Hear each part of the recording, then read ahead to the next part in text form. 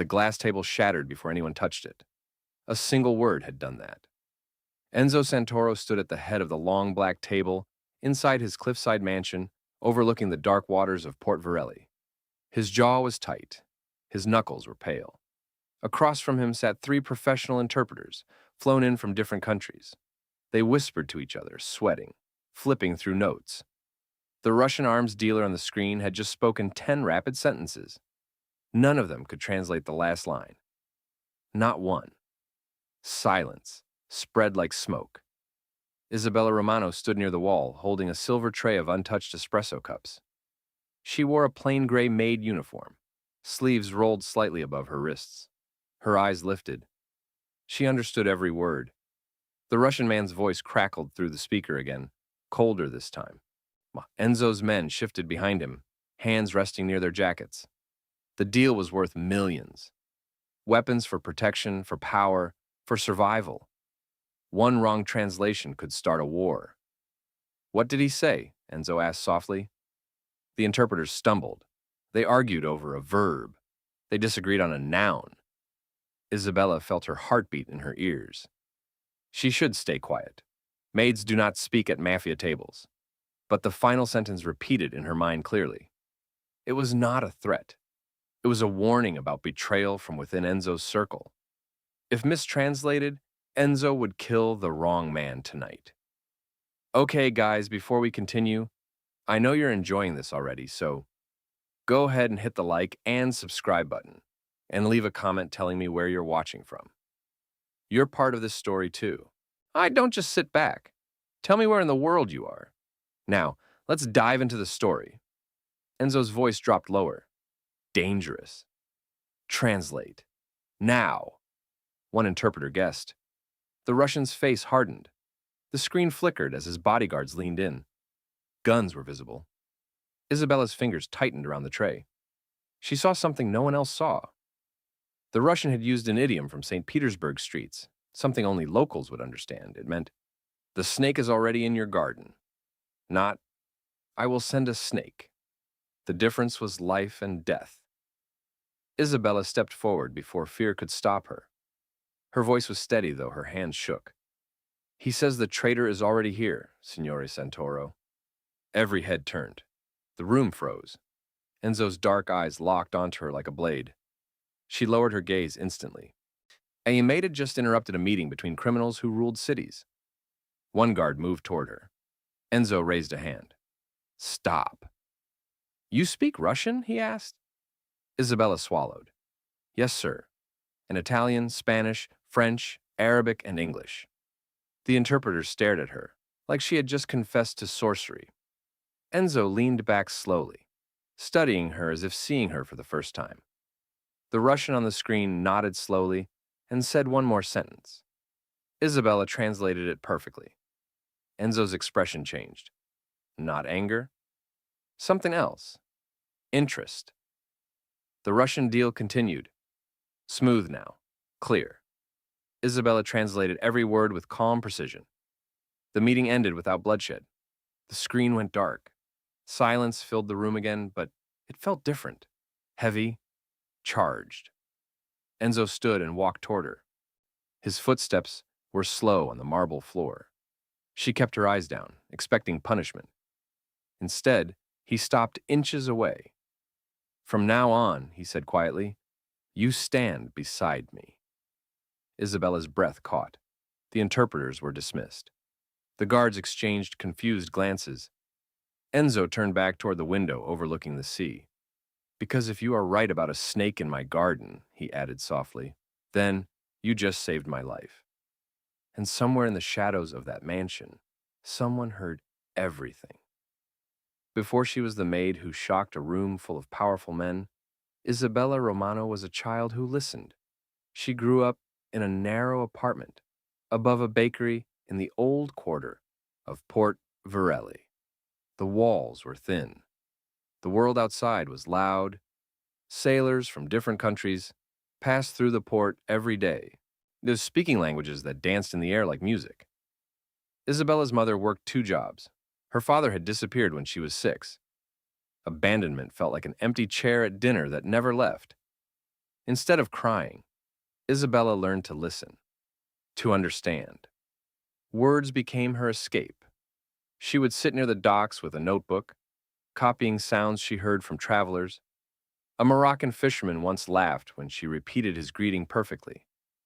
A French tourist bought her a dictionary after hearing her translate for her sick grandmother at a clinic. Languages were not just words to her, they were doors. Each one opened a new world where she did not feel small. But talent does not pay rent. When her mother fell ill, hospital bills rose like floodwater. Isabella was 17 when she left school, so she promised herself it would only be temporary. The Santoro estate was known across Port Varelli. It stood on the cliffs like a castle carved from shadow. People whispered Enzo Santoro's name with fear and respect. He controlled shipping routes, construction contracts, protection rings. He also funded orphanages quietly. That part people rarely mentioned. Isabella applied for work because the pay was higher than any bakery or shop could offer. During the interview, she kept her head low. She did not mention her languages. She had learned long ago that standing out could make you a target. Working in the mansion meant silence. Clean the floors, wash the linens, serve the guests. Speak only when spoken to. Isabella moved like air through hallways filled with secrets. She saw bruised men arrive at night. She saw envelopes exchanged. She saw Enzo once through a half-open door, kneeling beside a little boy from the orphanage, tying his shoelaces gently. That image confused her. Monsters did not kneel. Yet she reminded herself, powerful men can be both kind and cruel. Survival meant staying invisible, and she did that perfectly. Until the night the interpreters failed. That single step forward changed everything. Not because she wanted attention, but because she could not watch a mistake turn into blood. When Enzo ordered her to stand beside him from now on, it was not a reward. It was a risk. She felt it. The other staff looked at her differently the next morning. Some with admiration, some with jealousy, and somewhere in the house, someone who feared exposure began to plan. The next morning, Isabella did not wear the gray Maid uniform. She stood in Enzo Santoro's private office, wearing a simple black dress that reached her knees. Not elegant, not expensive, but different. She felt exposed without the apron that had always protected her. Enzo stood by the wide window overlooking the sea, sunlight cutting sharp lines across his face. He did not turn when he spoke. Translate only what is said, he instructed. Add nothing. Remove nothing. Yes, signore. Her voice was calm. Inside, her pulse was thunder. The first meeting began at noon. 2 Albanian shipping brokers arrived with briefcases and polite smiles that did not reach their eyes. The room smelled of leather and strong coffee. Isabella stood one step behind Enzo's right shoulder, close enough to hear his breathing, close enough to feel the tension in his silence. The men spoke quickly, switching between Albanian and Italian slang. Isabella followed every word effortlessly. Then it happened. One broker used a phrase that meant delayed shipment due to weather, but his tone said something else. Isabella felt it instantly. The rhythm was wrong. The vowels clipped too tight. He was lying. She translated faithfully. But when Enzo responded, his answer was sharper than necessary. Testing. Pushing. The broker's hand trembled slightly. Enzo noticed. After the meeting ended, the men left without shaking hands. The air felt charged. Enzo finally turned toward her. You hesitated, he said. It was not a question. Isabella forced herself to meet his eyes. They were darker up close. Not cruel, just unreadable. He lied, she said softly. A pause. About the weather? Yes. Enzo studied her face as if trying to detect fear. You translated exactly what he said. You told me to. Silence stretched between them. Then, something unexpected. The corner of his mouth almost lifted. Good. That evening, Isabella returned to her small staff quarters, but something felt wrong. The hallway lights flickered. A door that was usually closed stood slightly open. She stepped inside her room slowly. Her drawers had been searched, clothes unfolded, books moved. Her notebook from the docks, missing. Her heart dropped. Someone wanted to know who she really was. She closed the door quietly and sat on her bed. She did not cry. She did not panic. She replayed the Russian call from yesterday. The snake is already in your garden. Was it about the brokers or someone inside the house? A soft knock startled her. She opened the door to find Matteo, one of Enzo's senior guards. His expression was unreadable. Signore wants you, he said. Now. Enzo stood alone in the underground garage beside a black armored car. Engines echoed faintly in the distance. The air smelled of oil and cold metal. You were right about the brokers, he said without greeting. They shorted the shipment last month. Testing my awareness? Isabella nodded. But that is not why you are here. He stepped closer. Someone accessed my private security files tonight. From inside this estate. Her breath caught. You think it's one of the staff? She asked. I think, he said slowly, that the snake heard you translate yesterday. The weight of his words pressed against her chest. You are now connected to me publicly, Enzo continued. That makes you visible. And dangerous. To them, she whispered. Yes. A car engine roared to life behind them. Matteo approached quickly. Boss, he said, we found something. He handed Enzo a small object sealed in plastic. Isabella's blood ran cold. It was her notebook, the one filled with years of handwritten language notes. But something had been added. On the last page, written in red ink, you speak too much.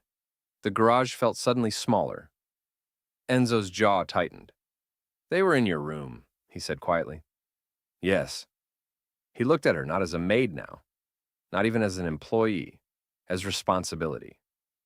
As long as you stand beside me, he said, voice low and steady, no one touches you. A gunshot echoed in the distance outside the estate, not inside, outside the gates. Matteo reached for his weapon. Enzo did not flinch. Nah, he looked at Isabella instead. The garden, he said softly, is starting to move. And for the first time, Isabella realized something terrifying. She had not just surprised the Mafia boss. She had stepped into his war. The gunshot outside the gates was not random. By morning, everyone in the Santoro estate knew it. A junior guard had been shot in the shoulder while checking the outer fence, not dead, but shaken. A message had been carved into the metal gate with a blade before the attack. Just one word. Traditori. Isabella stood beside Enzo in the surveillance room, screens glowing blue in the dark. She could see the exact moment the masked shooter appeared. Fast, precise, not panicked. This was not street crime. This was strategy. Enzo's face remained still, but the air around him felt heavier, like a storm pressing down on the ocean. Hush, pause, he said. The footage froze. The shooter had moved with military discipline, clean lines, no wasted motion. Inside knowledge, Enzo murmured. Isabella felt it too. The timing, the blind spot in the camera rotation. Someone had told the shooter exactly where to stand. The snake is not just in the garden, she said quietly. It knows the map. Enzo looked at her slowly, not surprised she spoke, expecting it now. Who in this house knows the camera blind spots? She asked. Only my core team, he replied. Matteo, Luca, Raphael. 3 men who had served him for years. 3 men who had eaten at his table. Trust was not easily given in Enzo Santoro's world, and once given, it was rarely questioned. Until now.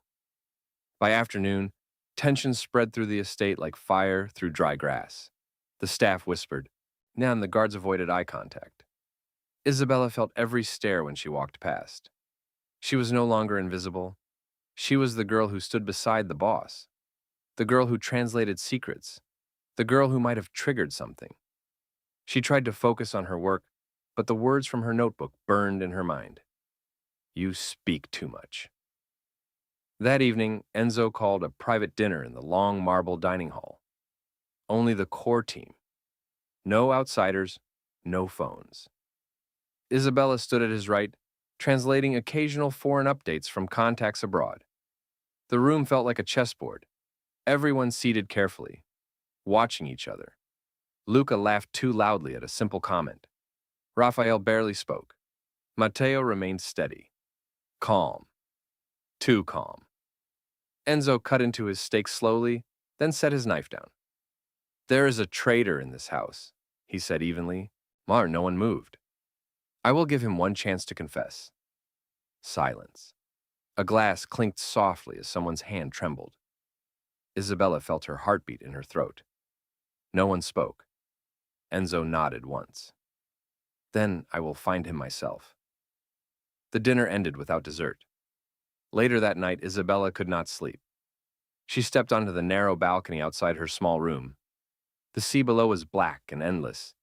Wind tugged at her hair. For a moment, she felt like the little girl at the docks again, listening to strangers speak in languages she did not understand yet. Footsteps approached. She turned. Enzo stood there. No guards, no suit jacket. Just a dark shirt, sleeves rolled up. "You should not be alone outside," he said. "Neither should you," she replied. A quiet moment passed between them. Not romantic, not yet, but real. "You are afraid," he observed. Yes." "Of me?" She shook her head. "Of what I started." Enzo studied the ocean instead of her. "You did not start this," he said. "I built an empire. Empires attract enemies." He paused. "And loyalty decays when fear becomes normal." That surprised her. "You think fear is the problem?" she asked. "I think," he said slowly, "that when men serve out of fear, they eventually look for escape." The wind grew stronger. Isabella looked at him carefully. "And what do people serve you for?" she asked softly. His jaw tightened slightly. "That," he said, "is what I am about to find out." The answer came faster than expected. Just past midnight, alarms blared through the estate. Red lights flashed in the corridors. Isabella rushed out of her room to see guards running toward the lower level.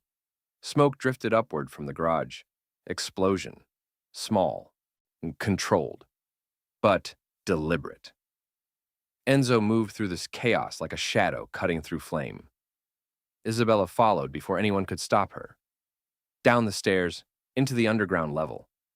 One of the armored cars was burning, and beside it, pinned against the concrete wall, was Raphael, alive, bleeding. Matteo stood over him with a gun drawn.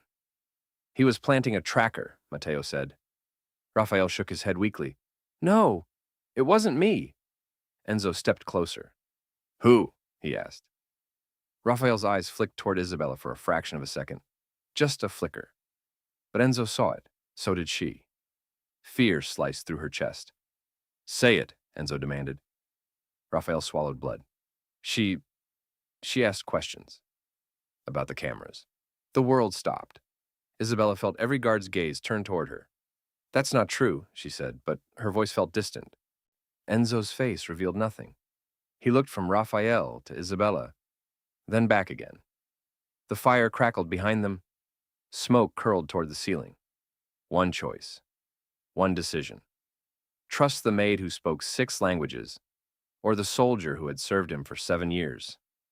Enzo raised the gun and pointed it at Raphael. Gunshot. Raphael collapsed. Silence swallowed the garage. Enzo turned to Isabella slowly. "If you ever lie to me," he said quietly, "I will know." Her legs felt weak. "I won't," she whispered. He studied her for one long second, then gave an order to clean the scene. As guards dragged Raphael's body away, Isabella realized something chilling. The snake had shed its skin, but snakes rarely hunt alone, and someone had just tried to frame her. The war inside the garden was no longer hidden. It was personal now. And Enzo Santoro had chosen her side. Raphael was buried before sunrise. No ceremony, no speeches. Just a quiet grave on land owned by men who did not ask questions. The estate returned to routine by noon, but the air felt different. Thinner, sharper. Isabella walked through the halls, aware that every footstep echoed louder now. Enzo had chosen her over a soldier of 7 years. That decision would not sit peacefully with everyone. She stood beside him again that afternoon during a video call with a Turkish shipping contact. The man spoke fast, irritated, demanding confirmation that internal conflict would not affect deliveries. Isabella translated smoothly, but she felt eyes on her from across the room. Matteo. He watched her not with anger, but with calculation. After the call ended, Enzo dismissed the guards, except Matteo. Isabella remained. Oh, you accused her without evidence, Matteo said calmly. She translated a warning that saved my life, Enzo replied. And Raphael translated loyalty for 7 years. The words hung between them. Isabella felt something cold settle in her stomach. Matteo turned to her directly. What did you ask Raphael about the cameras? The blind spots, she answered honestly. After the gate shooting. Why? Because whoever attacked knew where to stand. Matteo's jaw tightened slightly. So you suspected someone inside? Yes. And you asked him alone? Yes. A slow nod. You are either very brave, he said quietly, or very reckless. Before Isabella could respond, Enzo cut in. She is observant. That is why she stands here. Matteo held Enzo's gaze a moment longer than comfortable. Then he left. The door closed softly. No, but the message remained loud. That evening, Isabella returned to her room and locked the door twice. She sat at her small desk and tried to rewrite her missing notebook from memory. Arabic verb structures, French idioms, Russian slang. She wrote until her fingers hurt. Then she noticed something. A faint indentation under the desk. She knelt and ran her hand along the wood. Tape. Carefully placed. She peeled it back slowly. A listening device. Small, black, active. Her heart began to race. Someone had been recording her. Not searching her room randomly, monitoring. She wrapped the device in cloth and stood frozen for several seconds. Then, she did something unexpected. She did not go to Enzo immediately. Instead, she walked toward the security room. Empty. She scanned the monitor rotation, camera blind spots, shift schedules. Now, one detail caught her attention. Every blind spot rotation adjustment over the past month had been approved digitally by Matteo. Her breath slowed. Careful. Think. If Matteo were the snake, framing Raphael would have been simple. Shift suspicion. Remove competition. Gain tighter control around Enzo. But suspicion without proof was a death sentence in this world. She needed certainty. And language was her weapon. The opportunity came sooner than she expected. A surprise meeting was scheduled with a Moroccan logistics partner at midnight. The man arrived with 2 bodyguards and spoke rapidly in Darija Arabic, a dialect few outsiders understood. Isabella understood every syllable. The partner mentioned something strange mid-conversation, a private assurance he claimed had already been given by the tall, loyal one. Tall, loyal. So Matteo was taller than Raphael. Isabella translated everything faithfully, but she added nothing. She waited. Enzo's expression shifted almost invisibly. What private assurance? He asked. The Moroccan man hesitated, then continued. He promised your security weaknesses would be corrected once leadership changed. The room went still. Leadership changed. Isabella felt the ground tilt beneath her. Enzo did not look at Matteo. He looked at Isabella. Translate that again. She did, word for word. No emotion. Just truth. Matteo's face remained composed. That is a lie, he said evenly. The Moroccan partner raised his hands defensively. I gain nothing by inventing this. Enzo stood slowly. The energy in the room snapped tight. Leave us, he told the guests. They exited quickly. Now only 3 remained. Enzo, Matteo, Isabella. The silence was suffocating. You spoke to him privately? Enzo asked Matteo. Yes, Matteo admitted. About shipment concerns. And about my leadership? No. Isabella felt her pulse in her ears. Matteo turned to her suddenly. You translate well, he said calmly. But dialects are slippery. Perhaps you misunderstood. It was subtle, clean, an attack without raising his voice. Enzo looked at her, not with doubt, with expectation. She met his eyes steadily. He said leadership would change, she repeated, and that security weaknesses would be corrected. A long pause. Then Enzo did something unexpected. He switched to Neapolitan dialect, fast, sharp. Who trained you in Russian slang? He asked suddenly. The question came out of nowhere, testing her. She answered instantly in the same dialect. No one trained me. I learned from dock workers in Port Varelli. A flicker crossed his eyes. Approval. He turned back to Matteo. You underestimated her. Matteo's composure cracked for half a second. Enough. Enzo stepped closer to his most trusted guard. If I fall, Enzo said quietly, you do not rise. It was not a threat. It was truth. Matteo understood, and for the first time, fear entered his eyes. Small, but real. The snake had not fully revealed itself yet, but its fangs were showing, and Isabella realized something else that frightened her even more. This was no longer just about survival. She cared what Enzo believed, and that made her vulnerable in ways betrayal never could. Outside, the sea crashed violently against the cliffs. Inside the mansion, trust was collapsing, and the war in the garden was about to turn deadly. Now the next morning felt too calm. No shouting, no raised voices, no visible punishment for Matteo. That was what frightened Isabella the most. Enzo Santoro did not explode when angry. He went quiet. And when he went quiet, something strategic was unfolding beneath the surface. Isabella stood beside him in the library, sunlight cutting across shelves filled with leather-bound books no one had touched in years. Enzo poured 2 glasses of water and handed one to her. Fear makes people careless, he said calmly, but pride makes them predictable. She understood immediately. You're going to let him think you believe him, she said. A small nod.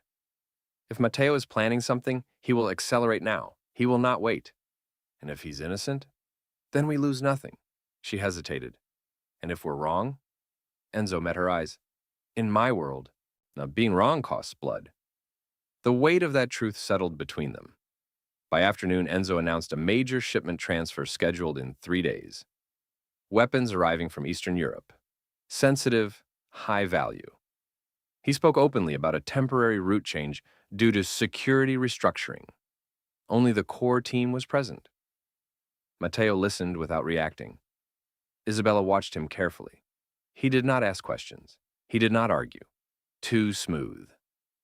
After the meeting, Enzo gave Isabella a different set of instructions privately. The shipment is not arriving in 3 days, he said quietly. It arrives tonight. Her eyes widened. You're baiting him. Yes. The false information would spread through whoever was leaking details. If enemies intercepted a shipment that did not exist, they would expose their contact. And if they intercept tonight's real one, she asked. They won't, Enzo replied calmly. Only you and I know the correct time. Her breath caught. You trust me that much? He did not answer immediately. I trust what you choose, he said finally. That was more powerful. Night fell heavy and humid. Isabella stayed in the surveillance room alone, monitoring external feeds, while Enzo and his men handled the real shipment at a private dock miles away. Her fingers hovered over the control panel, eyes scanning every movement. At 11:42 p.m., 3 black SUVs approached the false route warehouse, right on schedule. Armed men poured out, not Santoro men, enemies. They breached the building within minutes, empty. Isabella's heart pounded. The trap worked, since she grabbed her phone to call Enzo when something flickered on one of the mansion's internal cameras. Basement level. Matteo. He was not at the dock. He was inside the estate, alone, and he was moving toward Enzo's private office. Her blood ran cold. This was never about the shipment. It was about isolation. Matteo knew Enzo was away, and Isabella was the only one inside with access. She ran, down the marble stairs, through silent corridors, her breath sharp, her thoughts racing. When she reached the office door, it was slightly open. She stepped inside quietly. Matteo stood near the desk, a laptop open, a small device plugged into the security mainframe. He turned slowly, not surprised to see her. You learn quickly, he said. Her voice stayed steady. You were never after the shipments. No, he admitted calmly. Power shifts when fear shifts. Enzo is respected, but respect fades when weakness appears. And you think you're stronger? I think I am inevitable. He reached slowly into his jacket. Gun. Not aimed at her. Yet. You should have stayed a maid, he said almost gently. Invisible people live longer. Her mind raced. Time. She needed time. You won't win, she said quietly. He already suspects. Matteo smiled faintly. Of course he does. That's why tonight is necessary. Necessary? The word chilled her. You plan to kill him, she whispered. No, Matteo replied. I plan to let his enemies do it. He gestured toward the laptop screen. Live feed, dock location. Enemies had changed direction. Someone had leaked the real coordinates. Her heart stopped. You told them, she breathed. I corrected my earlier mistake, he said smoothly. The Moroccan call was premature. Her chest tightened. He had adapted faster than expected. Matteo raised the gun slightly now. I cannot let you warn him. The room felt smaller, the air thinner, but Isabella did something he did not expect. She switched to rapid Arabic. Fluent, sharp, urgent. She spoke directly into the open communication channel Matteo had left active. A coded warning. Not obvious, not direct, but enough. On the dock feed, Enzo's head snapped upward. He understood. Matteo's eyes widened. You... Too late. Gunfire erupted from the dock speakers, shouting, chaos. Enzo's men moved instantly into defensive formation. The ambush failed. Matteo lunged forward, grabbing Isabella's arm hard. You just signed your death, he hissed. Before he could raise the gun fully, a shot rang out from the doorway. Matteo froze, blood spreading slowly across his shirt. He looked down in disbelief, then back at her, confusion in his eyes. Enzo stood behind him, gun steady. He had returned faster than expected. Inevitable, Enzo said quietly, is a dangerous word. Matteo collapsed. Silence filled the office except for distant sirens near the docks. Isabella's knees almost gave out. Enzo caught her before she fell. For a brief second, she was in his arms, not as protection, as something human. You saved my life again, he said softly. She looked up at him, breath unsteady. I didn't translate, she whispered. A faint, rare smile touched his face. No, he agreed. You led. Outside, police sirens grew louder in the distance, responding to the dock firefight. Inside the mansion, the snake finally lay still. But as Isabella clung to the front of Enzo's shirt, and a heart racing against his chest, she realized something far more dangerous had just begun. Trust. And in Enzo Santoro's world, trust was rarer than loyalty and far more powerful. By dawn, the estate was quiet again. Too quiet. Matteo's body had been removed. The dock attack had been handled. No arrests, no witnesses willing to speak. In Port Varelli, storms passed quickly when Enzo Santoro decided they would. But inside Isabella, nothing was calm. She stood alone in the courtyard garden, the same garden where the Russian warning had first echoed in her mind. The roses were trimmed perfectly, the stone path washed clean. You would never know blood had nearly been spilled over power and pride. Enzo stepped outside without his jacket, sleeves rolled, expression unreadable. It's finished, he said. She nodded, but she did not feel relief. You could have died, she replied quietly. So could you. The wind moved gently through the trees. He studied her face longer than usual. You disobeyed my instruction, he added. Her stomach tightened. I know. I told you to translate only what is said. You would have died if I had. Silence. Then something shifted in his eyes. Not anger, not disappointment. Recognition. You chose to protect me, he said. Yes. Why? The question was simple. The answer was not. She looked away toward the sea. Because I don't believe you deserve to be betrayed. It was honest, but not complete. He stepped closer. In my world, he said softly, People protect me because they fear me, or because they owe me. She met his gaze again. I don't fear you. That hung between them. Raw, dangerous. And you owe me nothing, he finished quietly. No one had ever spoken to him like that. Not without trembling, not without calculation. She was not calculating. She was simply telling the truth. Later that afternoon, Enzo made a decision that shocked the entire state. He announced that Isabella Romano would no longer serve as a maid. She would serve as his official communications advisor. The room erupted in whispers. Some looked impressed, others resentful. Promotion inside a criminal empire was rarely bloodless, and she had risen fast. Too fast. When the room emptied, Isabella turned to him sharply. You can't do that, she said. I just did. They'll hate me. They already fear you. That's not the same. He stepped closer, lowering his voice. You saved my life 3 times. She blinked. 3? The Russian warning, the Moroccan slip, and last night. He paused. You see patterns others miss. That doesn't mean I belong here. His jaw tightened slightly. Where do you belong? The question struck deeper than expected. One in a bakery above a small apartment? At the docks with a notebook, invisible? She did not answer, because she did not know anymore. That night, a new tension settled between them. Not strategic, personal.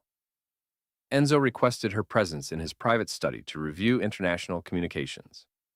The room was dim, lit only by a desk lamp and moonlight spilling through tall windows. They worked side by side for hours. At one point, their hands brushed reaching for the same file. Both froze. The contact was brief, but electric. Isabella pulled her hand back quickly. I should return to my quarters, she said softly. Enzo did not move. Isabella. It was the first time he said her name without title. Her heart stumbled. Yes? You understand that being beside me means danger. I already know. No, he said quietly. You don't. His voice changed, lower, more honest than before. Anyone who cannot control me will try to control what I care about. The words landed slowly. She felt them. Deep. You can't care about me, she said almost in a whisper. His silence was answer enough. That terrified her more than Matteo ever had. 2 days later, the threat became real. Isabella's mother's bakery was vandalized overnight. Windows shattered, walls spray-painted. One message in red across the door. Step away. Her chest felt like it was splitting open. She stood in the ruined bakery, glass crunching under her shoes. Her mother tried to pretend it was random. Just crime, just bad luck. Isabella knew better. Enzo arrived minutes later, not in a convoy, alone. His eyes scanned the damage once. Controlled rage settled over his features. So they won't touch it again, he said. You can't fix everything with force, she snapped suddenly. He turned slowly. You think this is about force? This is about me standing next to you. Yes, he said firmly. It is. Silence swallowed the bakery. Flour dust floated in the air like pale smoke. She looked at him with something close to anger. You said anyone who can't control you will target what you care about? His eyes darkened. They already have. The truth struck hard. This was not coincidence. This was confirmation. You need to leave, he said quietly. Her breath caught. Leave? For your safety. The words hurt more than they should have. You're pushing me away. I am protecting you. No, she said firmly. You're deciding for me. That made him pause. In his world, he decided. Always. Yeah, but she was not one of his soldiers. I choose to stay, she said, voice steady despite the fear twisting inside her. Not because I owe you, not because I'm afraid, because I believe you can be better than what this city expects. The statement stunned him. No one had ever framed his power as something that could change. They feared it. They used it. They never challenged it. You think I can change? He asked quietly. I think you already are. The bakery stood broken around them. But something new was being built between them. Not dependency. Not control. Choice. And choice, in Enzo Santoro's world, was revolutionary. Outside, Port Varelli buzzed with rumors of internal collapse within the Santoro organization. Enemies were circling. They believed the empire was wounded. They believed the leadership was unstable. No, they believed the garden was vulnerable. They were wrong. Because what they did not understand was this. The most powerful weapon in Enzo Santoro's arsenal was no longer fear. It was the girl who spoke 6 languages and refused to walk away. The mansion was quieter than usual the next morning. Not calm, quiet. The kind of quiet that presses against your ears, makes every footstep sound like a shout, every whisper like a threat. Isabella walked through the halls, now with purpose rather than duty. She passed servants who glanced at her with suspicion or envy. She no longer moved like air. She moved like someone with a role that mattered, and everyone could feel it. Enzo called her into the private study again. The desk was covered with papers, maps, and encrypted messages. Sunlight slanted through the tall windows, catching dust and sharp beams. He didn't greet her. He just pointed to a stack of documents. "Read these. Identify anything unusual," he said. His tone was calm, almost casual, but it carried weight. She picked up the first document. Italian business contracts mixed with Turkish shipping agreements. Hidden notes and margins. Subtle misspellings. Codes disguised as everyday words. Her eyes moved quickly, scanning, interpreting, connecting. Each line was a thread. Each miswording a clue. "You see this?" she asked, pointing to a phrase in French that seemed out of place. Enzo leaned in. "Yes, the courier didn't notice we were tracking him." She realized the courier had been compromised. Not the staff, not the guards. Someone higher, someone clever, someone watching them all. Hours passed. She read every message with precision, translating each subtle dialect nuance. The mansion felt suspended in tension. Every door, every window, every shadow seemed alive. Finally, she stepped back. "They're planning something," she said. "And they're patient." Enzo's expression didn't change, but his eyes, dark and sharp, held something rare. Respect. "Then we match patience with precision," he said. Later, Isabella walked the corridors alone. The quiet pressed down like a stone. She remembered the Russian warning. The snake was already in the garden. She knew the snake wasn't gone. It was biding time, moving silently, striking unpredictably. Her thoughts were interrupted by soft footsteps. Matteo had not returned. Raphael was gone. Only shadows moved in silence. Then she noticed a door ajar, one she had never seen before.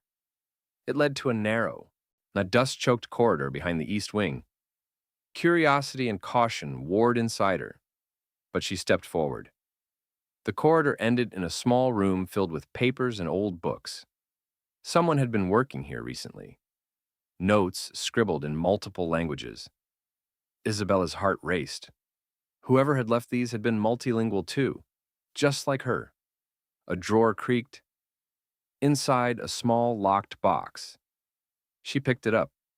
Keys on her ring did not fit. But a faint envelope tucked beneath the box caught her eye. Opening it carefully, she found a single card with just a phrase in Russian. "Trust shifts with tongues." Her pulse spiked. That wasn't a warning. It was a taunt. Someone was challenging her directly, knowing she understood. Footsteps approached. She hid behind the door. Enzo's voice, deep and calm, echoed softly. "She's there." "Isn't she?" Isabella held her breath. "Yes," another voice answered. Low, calculated, female. The sound of heels clicking on marble. The presence was confident, dangerous. Enzo's hand rested lightly on the trigger of his gun, though he never drew it. "Do not underestimate her," he said. Isabella realized the voice belonged to a woman, someone inside the house. Not a maid, not staff. Someone from the core inner circle. The woman stepped back into the shadow. Her words were clear, measured. "She's too clever for her own good." Enzo chuckled quietly, but his eyes were sharp. "Or clever for mine," he said. The footsteps faded. Silence returned. Isabella stayed hidden, heart racing. She understood one truth clearly. The snake had a partner, someone who understood her abilities, and now the game had become more personal than ever. Outside, the sea lashed against the cliffs. Inside, secrets carved themselves into silence. And Isabella realized that tonight she would no longer just stand beside Enzo. She would face the other serpent in the garden herself. The night was thick and heavy, the kind that presses against the skin and fills the lungs with tension. Isabella stood at the edge of the Santoro Estate's private garden, moonlight reflecting off the marble paths. She had memorized every shadow, every shrub, every statue. Tonight she knew the snake and its partner would strike. Enzo arrived silently behind her.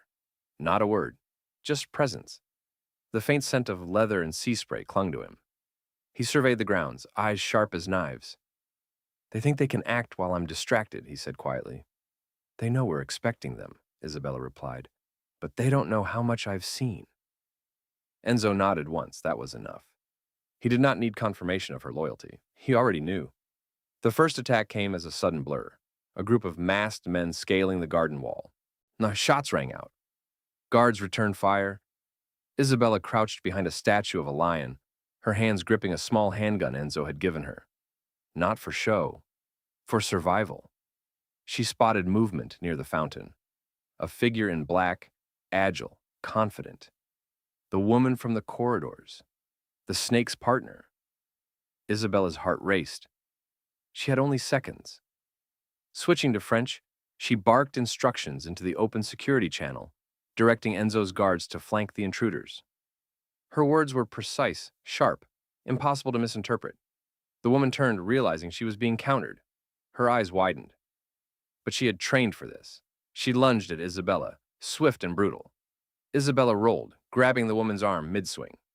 They collided, the struggle intense, every move a dangerous dance. Isabella twisted, whispered a warning in Arabic, and the woman faltered. One of Enzo's guards tackled her from behind. Enzo moved like a shadow through the chaos. He disarmed one masked man, used him as a shield, then dropped him silently.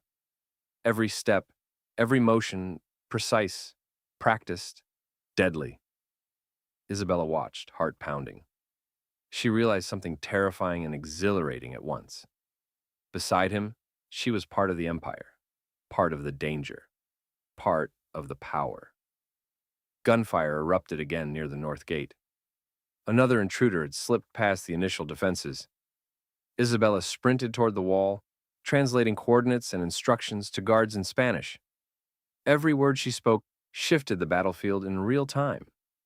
Enzo's voice boomed, commanding, precise, as if the night itself obeyed him. Minutes felt like hours. The garden was a storm of sound, light, and motion. And then, a sudden stillness fell. Isabella spotted the last intruder frozen, caught between guards and statues. The snake's partner lay unconscious on the marble path.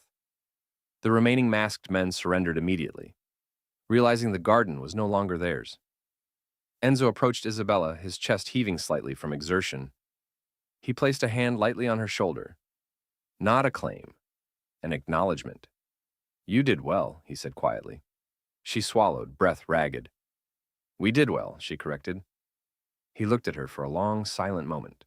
The first genuine, unguarded smile touched his lips. "You're not just my translator anymore." Her gaze met his. Something unspoken passed between them. Fear had turned into respect. Respect had turned into something else. Something far more dangerous and intimate. The garden, once a quiet refuge, was now scarred with chaos, blood, and shattered marble. And amidst it all, Isabella understood one truth. She was no longer just a witness to Enzo Santoro's empire. She was a part of it, and part of him. But as the night settled and the intruders were taken away, a lingering thought chilled her. The snake had been struck, but snakes shed their skin, and there was always another waiting in the dark. Outside, Port Varelli slept unaware. Inside, power had shifted. Trust had been tested. And the story of the girl who spoke 6 languages and the mafia boss who feared no one had reached its climax. But the consequences were only just beginning. The morning after the garden attack was eerily silent. The estate's guards patrolled with measured steps. The staff moved carefully, and even the wind seemed to hold its breath. Isabella stood on the balcony overlooking Port Verelli, sunlight glinting on the water. The city below was alive, oblivious to the storm that had raged within the mansion just hours before. Enzo appeared beside her, dressed sharply, dark eyes scanning the horizon. For the first time in weeks, he seemed unburdened, though only slightly. The chaos of the night had been neutralized, but the truth of loyalty, trust, and betrayal lingered. He handed her a folded envelope. "For you," he said softly. Inside were documents confirming the identities of the intruders, their employers, and all the hidden allies of the snake and its partner. Every last threat neutralized, every scheme exposed. Isabella scanned quickly, translating and confirming every detail. Nothing had been left to chance. Everything precise. "You did this," Enzo said quietly. "Every move I made, every counterattack, I relied on you. Not just for translation, but for insight, for strategy, for seeing what I could not." Her chest tightened. "I only did what I had to." He turned toward her, his gaze intense but calm. "No one has ever stood beside me like that. No one has ever challenged my instincts and proven me wrong. You changed the outcome." For a long moment, they stood in silence. The world below moved on. But up here at the top of the empire, something shifted. Power had been tested. Fear had been overcome. Trust had been forged in the fires of betrayal. Isabella finally spoke. "What happens now?" Enzo's lips curved into a rare half-smile. "Now, we rebuild, stronger, safer, together." Her heart caught, not from fear, not from strategy, but from the unspoken truth between them. She had not only survived the snake in the garden, she had become indispensable. And in doing so, she had become part of Enzo Santoro's world, part of him. The estate was quiet. The garden, once scarred by chaos, was already being restored.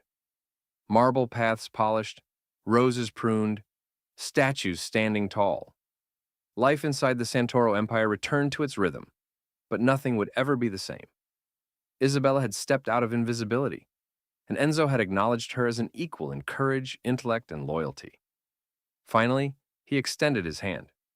"Stay by my side, not as a maid, not as a servant, but as someone I trust, someone I need." She took it, fingers brushing against his. The touch was light, but it carried weight. The kind of weight that comes from shared danger, mutual respect, and unspoken understanding. "Then let's finish cleaning the garden," she said softly, a small, triumphant smile tugging at her lips. He laughed quietly, a sound rare and almost human. "Yes, together." Outside, Port Verelli glimmered in the morning sun. Inside the mansion, a new chapter had begun. The snake had been struck, betrayal exposed, trust rebuilt. And the girl who spoke 6 languages had found her place, not just in the empire, but beside the man who had feared nothing except losing her. The garden stood serene once more. And for Isabella and Enzo, the story of survival, loyalty, and love had finally reached its resolution. And that's how Isabella Romano, a poor maid with a secret gift, stepped into the dangerous world of Enzo Santoro and changed everything. From hidden betrayals to life-threatening attacks, she proved that courage, intelligence, and loyalty can conquer even the darkest empires. This wasn't just a story about power.